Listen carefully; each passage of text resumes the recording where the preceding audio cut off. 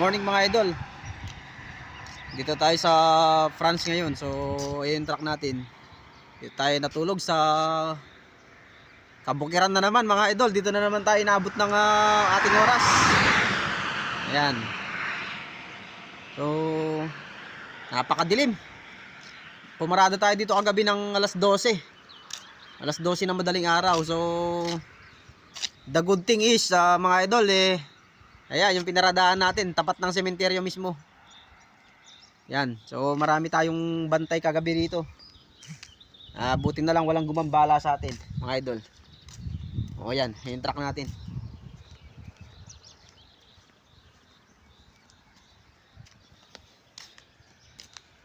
Ayan. Yan na tayo naabot ng oras natin kagabi, mga idol.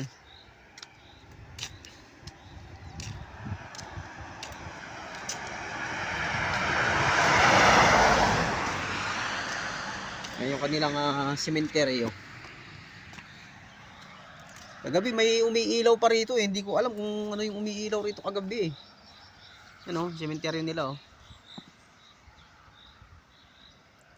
Luwang din eh. Ayan oh.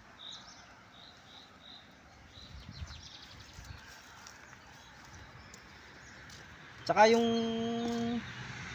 sementeryo pala nila mga idol is ano, sementeryo pala to ng mga military. Ang mga military personnel. Yan.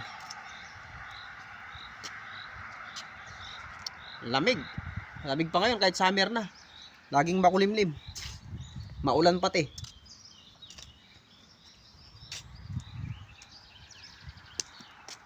O yun.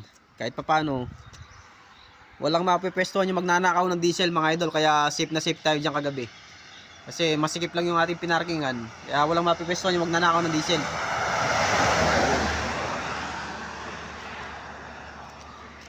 Medyo ikutan natin yung ating truck. Baka may nagtangka. Tingnan natin. O ayan o.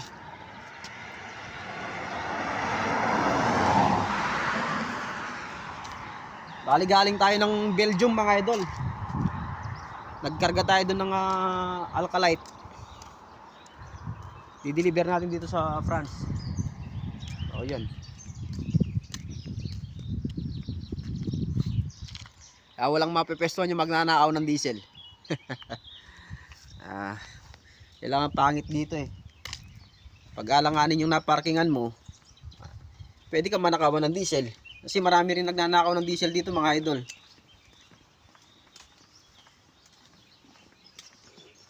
So, ayan yung tangke natin. So wala naman sign na binuksan siya.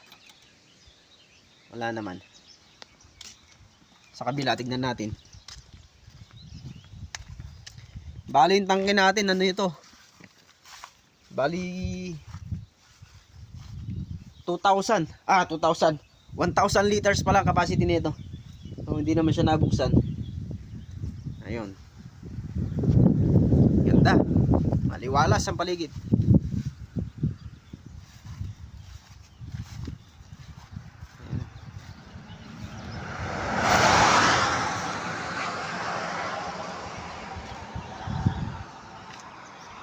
So nasa 100 kilometers pa ang tatakbuhin natin papunta ng delivery location. Mercedes lang sa Kalam. Ayan, yan yung truck natin.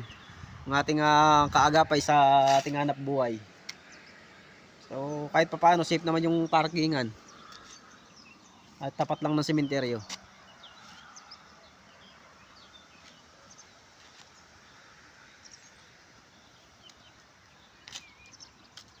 So yun mga idol, magkakape muna tayo bago tayo bumiyahe.